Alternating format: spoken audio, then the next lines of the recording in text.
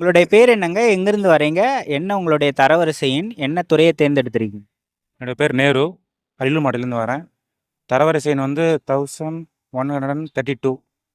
Commercial taxi department, Chennai division எடுத்திருக்கேன். ஆமா. Okay. என்ன படிச்சிருக்கீங்க? நான் பிஇ மெக்கானிக்கல் முடிச்சிருக்கேன். எந்த ஆண்டு கல்லூரி முடிச்சீங்க? 2015 முடிச்சேன். ஆமா. எப்ப டிஎன்பிஎஸ்சி படிக்க ஸ்டார்ட் பண்ணீங்க? நான் 2019 ப்ரிப்பேர் பண்ணிட்டு இருக்கேன். ஓகே. 3வது முயற்சியா? 4வது முயற்சியா? இது 4வது முயற்சி. ஓகே. கடந்த முறைகள்ல என்ன தவறு பண்ணதா நினைக்கிறீங்க நீங்க இப்ப? கடந்த முறைகளில் தமிழில் கொஞ்சம் மிஸ்டேக் பண்ணேன். கவனம் சிதறல் பண்ணேன். அதெல்லாம் மேத்ஸில் ரொம்ப அசால்ட்டாக கொஞ்சம் ப்ரிப்ரேஷன் இருந்துச்சு. ஆனால் என்னோட கேஷுவலாக அதை நான் விட்டுட்டேன். 15, 16 தான் ஸ்கோர் பண்ணிகிட்டு இருந்தேன். ஜிகேலாம் வரும் நல்லா பண்ணிகிட்டு இருந்தேன். நமக்கு தமிழும் மேத்ஸும் ரொம்ப நமக்கு வரும் அப்படிங்கிற தன்னம்பிக்கையில் கொஞ்சம் சறுக்கிட்டேன் நான். அதனால் நமக்கு அதில் கொஞ்சம் மார்க் குறைஞ்சது. கடந்த 2 முறையும் 160 கிட்டத்தட்ட வாங்கியிருந்தேன் நான். இந்த தடவை 154 கொஷின் போட்டிருக்கேன். 2019னா அப்ப இங்கிலீஷ் இருந்து குரூப் 4ல அப்புறம் மாத்துனாங்க. அப்புறம் ஒரு வாட்டி இப்ப 2 வாட்டி சிலபஸ் மாத்திட்டாங்கன்னு நினைக்கிறேன் நீங்க படிக்க ஆரம்பிச்சு. அப்ப மாறிக்கிட்டே இருக்கும்போது உங்களுக்கு என்ன மாரியான மைண்ட் செட் இருக்கும்? நம்ம மாறிக்கிட்டே இருக்கும்போது இந்த தடவை நான் படிச்சிருக்கேன்னா அடுத்த தடவை நான் மாறதை சேர்த்து படிப்பேன். அதாவது பழைய சிலபஸும் புது சிலபஸ் சேர்த்து நான் படிச்சுக்கிட்டு இருந்தேன். ஃபஸ்ட்டு 2021ல் பழைய ஸ்கூல் புக்கு சொன்னாங்க, அப்படியே புதுசு சொன்னாங்க, அப்படியே சேஞ்ச் பண்ணாங்க. இந்த தடவை சேஞ்ச் பண்ணியிருக்காங்க. அதெல்லாம் அப்பப்போ அப்டேட் பண்ணிகிட்டே இருந்தாவே போதும் நமக்கு. ஏன்னா நம்ம ஏற்கனவே ஒருத்தரும் படிச்சிட்டோம். ஜஸ்ட் ரிவிஷன் விட்டாவே அந்த மார்க் நம்ம வாங்கிடலாம். 2019 படிக்க ஆரம்பிச்சிருக்கோன்னா, இப்போ ஒரு ஆண்டுல நீங்க எல்லா ஃபுல் சிலபஸ் கவர் பண்ணிருப்பீங்க. அதுக்கப்புறம் படிக்கிறது எல்லாமே ரிவிஷன் தான். இப்போ படிச்சதையே படிக்கும்போது உங்களுக்கு வந்து ஒரு சலிப்பு மாரி இருந்திருக்கா? என்னடா இதையே படிக்கிறோமே அப்படின்ட்டு. அந்த சலிப்பு ஏற்படும். ஏன்னா நம்ம வந்து அதை அந்த கேர்லெஸ் மிஸ்டேக் பண்ணுறதுனால சலிப்பு ஏற்படுது நமக்கு. ஏன்னா நம்ம வந்து எல்லாம் படிச்சதே தான் படிச்சுக்கிட்டு இருக்கோம். ஆனால் அவங்களோட நம்ம மார்க் வந்து 10 மார்க் குறைச்சி வாங்குறோம். என்னன்னா அங்கே கேர்லெஸ் மிஸ்டேக் பண்ணுறோம் நம்ம. அது பண்ணாமல் இருந்தாவே நானே இந்த தடவையோ 2 கேர்லெஸ் மிஸ்டேக் பண்ணியிருக்கேன். இல்லைனாவே நான் நல்ல டிபார்ட்மெண்ட் எடுத்திருப்பேன். இதை விட நல்லா விஓஓ, ரெவன்யூ இந்த மாதிரி டிபார்ட்மெண்ட் எடுத்திருப்பேன். நேற்று வந்திருக்கலாம்.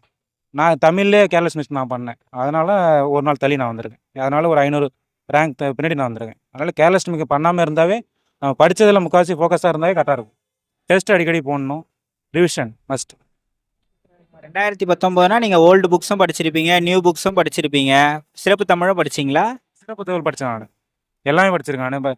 இப்போ சேஞ்ச் பண்ணது கொண்டு நான் படிச்சிருக்கேன். சிறப்பு தமிழ் புக் இல்லாமல் அதர் சோர்ஸு நெட்லேருந்து வர்றது நிறைய அகாடமி யூடியூப் நிறைய பார்த்துதான் நான். டேஃப் அகாடமி, மின்னல் வேக கணிதம், ER Thangamuthu maths study circle, அதுமாதிரி நிறையா அகாடமி நான் ஃபாலோ பண்ணேன். எந்த அகாடமி நான் போகலை. ஆனால் ஃபாலோ பண்ணது நிறைய அகாடமி ஃபாலோ பண்ணிகிட்டு இருந்தேன். அவங்கவுங்கள்ட்ட ஒவ்வொரு ஸ்பெஷல் இருக்கும். ஒவ்வொரு ஷார்ட்கட் சொல்லிக் கொடுப்பாங்க, ஒரு ட்ரிக் சொல்லிக் கொடுப்பாங்க. அதெல்லாம் ஃபாலோ பண்ணனால கொஞ்சம் மார்க் ஜெயிச்சுங்க. நீங்க இவ்வளவு அனுபவத்துல சொல்லுங்க. தமிழுக்கு இனி வரும் காலங்கள்ல எந்த மாதிரி படிக்கணுன்றத சொல்லுங்க. இனி வரும் காலங்களில் கொஞ்சம் தமிழ் கஷ்டமாக தான் கேட்குறாங்க. ஏன்னா நம்ம பழையது கம்பேர் பண்ணும்போது 80, 85 போடுறதே கொஞ்சம் கஷ்டமாக தான் இருக்கும். ஏன்னா அவங்க சிலபஸ் வந்து அவுட் ஆஃப் சிலபஸ் போகிற மாதிரி தெரியுது. ஏன்னா சிலபஸ்னே சொல்லலை அவங்க. முன்னாடி ஸ்கூல் புக் சொல்லியிருந்தாங்க, ஸ்கூல் புக்லேயே வந்துகிட்டு இருந்தது. இப்போ வந்து அவங்க வந்து எங்கேருந்து எடுக்காங்க நமக்கு தெரியல. அப்படிங்கும்போது அந்த அவுட் ஆஃப் சோர்ஸ் அந்த சிலபஸ் ஓரியன்டாக நம்ம கவர் பண்ணுறது இருக்குது. ஸ்கூல் புக்கை தாண்டி சிலபஸ் ஓரியன்டாக நம்ம கொஞ்சம் எக்ஸ்ட்ரா கவர் பண்ணணும் தமிழுக்கும். அப்போ தான் அந்த 85 நம்மளால் வாங்க முடிய சூழ்நிலை இருக்குது இப்போ. இப்போ நிறைய பேர் நிறைய ஆஸ்பிரண்ட்ஸ் கூட நம்ம கான்டாக்டில் இருக்கோம். எல்லாருமே வந்து என்ன மிஸ்டேக் பண்ணுறதா நான் நினைக்கிறேன்னா, தமிழுக்கும் மேக்ஸுக்கும் கொடுக்குற இம்பார்ட்டன்ஸ் வந்து ஜிஎஸ்க்கு கொடுக்க மாட்றாங்க. அது இனி வரும் காலங்களில் அந்த ஸ்ட்ராட்டஜி செட் ஆகுமா? இல்லை 3த்துக்குமே ஈக்குவலாக இம்பார்ட்டன்ஸ் கொடுக்கணுமா? இனிமேல் ஈக்குவலாக தான் கொடுக்கணும். ஏன்னா வேறு வழி கிடையாது. இனிமேல் ஈக்குவலாக கொடுத்தா தான் நம்ம அந்த கட் ஆஃப் வந்து அடைய முடியும். தமிழுக்கும் மேத்ஸுக்கும் தனித்தனியாக பிரித்து பார்க்க முடியாது நம்ம. ஜிகேவும் அப்படி தான். முன்னாடி தமிழ் மேத்ஸ் படிச்சுட்டு நானும் போயிருக்கேன். ஜிகே ரைட்டர் தொட்டு கூட பார்க்கல. அப்போ போயிருந்துமே 150, 140 வாங்கியிருக்கேன். ஆனால் இப்போ வந்து 3மே ஈக்குவலாக ப்ரிப்பேர் வெயிட்டேஜ் கொடுத்து படித்தா தான் நம்மளால் அதை கிளியர் பண்ண முடியும். நோட்ஸ்லாம் எடுப்பீங்களாண்ணா? இல்லை, நம்ம புக்கை கொண்டு ஸ்கூல் புக்கு நான் படிச்சிருக்கேன். ஆனால் ஸ்கூல் புக்லேயே நான் படிக்க மாட்டேன். எனக்கு தெரிஞ்ச என் ஹேண்ட் ரைட்டிங்கில் எனக்கு மட்டுமே புரிகிற மாதிரி நோட்ஸ் எழுதி வச்சுக்குவேன். மேத்ஸுக்கு ஜிகே எல்லாமே ஒன்ஸ் ஒரு புக்கை படித்தோம்னா அந்த புக்கை அடுத்ததாக படிக்க மாட்டோம். ஒரு 2 தடவை ரீடிங் பண்ணிட்டு எனக்கு தெரிஞ்ச நோட்ஸ் எடுத்து அதை தான் நான் ப்ரிப்பேர் பண்ணிகிட்டு இருப்பேன். ஏன்னா அப்போ தான் எனக்கு அது ஈஸியாக மெமரி ஆகும். Notes must. அது நம்ம கைப்பட எழுத நோட்ஸ் ரொம்ப முக்கியம். அது எந்த புக்காக இருந்தாலும் நம்ம கைப்பட ஒன்று எழுதி வச்சுக்கணும். அது எல்லாத்துக்குமே ஜிகேவா தமிழ் மேத்ஸ் எதாக இருந்தாலும் நம்ம கைப்பட எழுதி நம்ம அதை ப்ரிப்பரேஷன் பண்ணும் போது தான் நமக்கு அந்த ஸ்பீடு கிடைக்கும். ப்ரீவியஸ் இயர் கொஸ்டின் பேப்பரை பார்க்கணும் அப்படின்றது எல்லாரும் சொல்கிறாங்க. அதை எப்படி பார்க்கணுன்றதை சொல்லுங்களேன் நீங்கள். ப்ரீவியஸ் கொஸ்டின் நம்ம அகாடமி ஃபாலோ பண்ணால் வருது. அது இல்லாமல் நம்ம டிஎன்பிஎஸ்சி வெப்சைட்லேயே போட்டிருக்காங்க. அதை ஃபாலோ பண்ணினா நான் இப்போ இப்போதைக்கு ப்ரீவியஸ் கொஸ்டின் பேப்பர் ஒரு மாடல் கிடைக்குமே தவிர அதுலேருந்து கொஸ்டின் வரதுக்கான வாய்ப்பு குறைவு. முன்னாடி கூட ஒரு 2, 3 கொஸ்டின் 4, 5 கொஸ்டின் வந்தது மாதிரி கேள்விப்பட்டேன். ஆனால் இன்னுமே குறைவு. அதுமாரி மேக்ஸிமம் கேட்க மாட்டாங்க. இப்போ ஒரு டெஸ்ட்லாம் நம்ம போடுறோம் இல்லையா? இப்போ டெஸ்ட் போடும்போது அதை எப்படி அனலைஸ் பண்ணணும்? நம்ம எங்க தப்பு பண்ணியிருக்கோம்? இது எப்படி சரியா போட்டோம்? இது ஏன் தப்பா போட்டிருக்கோம்? அப்படிலாம் அனலைஸ் பண்ணுவீங்களா? இல்லை, அதான் நான் 3 அட்டெம்ப்ட் டெஸ்ட் போடவே இல்லை. ஓகே. நமக்கு தெரியும் நமக்கு தெரியும் நம்ம தான் தமிழில் என்ன ஏன் டெஸ்ட்டு போடுறோம், மேத்ஸ் ஏன் டெஸ்ட்டு போடுறோம், நம்ம தான் கரெக்டாக போடுறோமே. அது பண்ணிட்டு நான் அந்த ஓன் ப்ரிப்பரேஷனில் போயிட்டேன் நான். அங்கே எக்ஸாம் டென்ஷன் வரும்போது அந்த டைமிங் மேட்ச் பண்ண முடியல நம்மளால். டைமிங்கில் மிஸ்டேக் பண்ணிடுறோம் நம்ம. நமக்கு தெரியுன்ட்டு ஒரு கொஸ்டின் ரொம்ப நேரம் நின்றேன் நான். அதனால் டெஸ்ட் ரொம்ப முக்கியம். ஏன்னா அந்த டைமுக்குள்ளே நம்மளால் போட முடியுது, அதுதான் பார்க்கணும். இப்போ நான் ஒரு சம்மை வந்து 5 நிமிஷத்துலையும் போட முடியும், 30 செகண்ட்லையும் போட முடியும். நான் டெஸ்ட்டு போடலைன்னா அது 2, 3 நிமிஷம் தான் என்னால் போட முடியுது. இதே டெஸ்ட்டு போடணும்னா அந்த டைமுக்குள்ளே என்னால் முடிக்க முடியுதா, 30 செகண்டுக்குள்ளே முடிக்க முடியுதா? அப்போ தான் நம்ம அங்கே மற்ற ஜிகேவுக்கோ தெரியாத கொஸ்டினுக்கோ நம்ம டைம் ஸ்பெண்ட் பண்ண முடியும். தெரியாத கேள்விகளுக்கெல்லாம் எப்படி விடையளிப்பீங்க? இல்லை, தெரியாத கேள்விகளுக்கு நம்ம அந்த கேள்வியோட தரத்தை புரிஞ்சுக்கிட்டு நம்ம படிக்கிறதுலேயே நமக்கு தெரியும். நான் 2 ஆப்ஷன் வராதுங்கிறத நம்ம எலிமினேட் பண்ணிடுவோம். அந்த மீதி 2 ஆப்ஷன் நம்ம எது போடலாம் அப்படிங்கிறது நம்ம எவ்வளோ தூரம் படிச்சிருக்கோம், அனுபவத்தெல்லாம் பண்ண முடியும். நான் அனுபவம் இல்லைன்னா அதை பண்ண முடியாது. உங்க உங்க அனுபவத்துல சொல்லுங்க. இந்த 6 ஆண்டுகள் இந்த பயணம் வந்து உங்களுக்கு என்ன பாடத்தை சொல்லிக் கொடுத்ததா நினைக்கிறீங்க? லைஃப் லெசனா? இல்லை, கன்சிஸ்டண்டாக இருக்கணும். விடாமுயற்சி ரொம்ப முக்கியம். நானே பல தடவை விட்டு போயிடலாம், ஒரு 2, 3 அட்டம்ப்டில் விட்டு போயிடலாம். 2024லாம் ரொம்ப கிட்ட வந்துட்டு வேணான்ட்டு போயிடலாம்னு நினச்சிட்டு இருந்தேன். அதுக்கப்புறம் வேணாம், இல்லை ரொம்ப 4, 5 வருஷம் நான் படிச்சிட்டேன். ஆனால் படிக்கிறதுக்கு வேறு புதுசாக ஒன்றும் இல்லை. நம்ம எங்கே தப்பு பண்ணுறோங்கிறத கண்டுபிடிச்சாவே நம்ம அடுத்த தடவை கிளியர் பண்ணிடலாம் அப்படின்ட்டு நம்ம படித்து முடிவு தான். அதாவது விடாமுயற்சி ரொம்ப முக்கியம். அடுத்தவங்க யார் என்ன சொன்னாலும், வேறு யார் என்ன நினச்சாலும் நம்ம படித்ததை நம்மளால் முடியுங்கன்னு நினைக்கிற வரைக்கும் முயற்சி பண்ணிகிட்டே இருக்கணும். அப்போ தான் நம்ம அதை ஜெயிக்க முடியும். உங்களுக்கு மொபைல் யூஸ் பண்றது, இதுல மொபைல் இந்த படிக்கிற காலகட்டத்துல ஒரு எப்படி சொல்றது? ஒரு டிஸ்ட்ராக்ஷனா இருந்ததா? சோஷியல் மீடியா பயன்பாடு அந்த மாரி இருந்ததா? இல்ல நீங்க வந்து படிக்க சம்மந்தப்பட்டு யூஸ் பண்ணீங்களா? ஃபோன? நான் மொபைல் அடிக்டடு தான். ஆனால் எப்படின்னா நான் அதை படிக்கிறதுக்காக யூஸ் பண்ணிகிட்டு இருந்தேன். அந்த யூடியூப் நான் எங்கே போனாலும் யூடியூப் வீடியோஸ் ஆன்லைன் போட்டு ஹெட்செட் கேட்டுகிட்டே போவேன் நான். ஒரு தமிழாக இருக்கட்டும், ஜிகேவாக இருக்கட்டும். ஏன்னா நம்ம அதை கதைப்படியாக படித்து வச்சுருப்போம். அவங்க அதை எடுக்கும்போது ஒரு கதையாக சொல்லுவாங்க. அப்படிங்கும்போது நான் அதை யூடியூப்லேயே நான் படிச்சுட்டு தான் நான் அடிக்டாக இருந்தேன். அதை கொஞ்சம் தள்ளி வைக்க முடியல என்னால். ஆனால் அதை எப்படி யூஸ் பண்ணணும், மேக்ஸிமம் அந்த யூடியூப் வீடியோஸே நான் கவர் பண்ணிகிட்டு இருந்தேன். இந்த டிஎன்பிஎஸ்ன்னு ஒரு ஆப்ஷன் இருக்குது, நிறைய ஆப்ஷன் வச்சுருந்தேன்.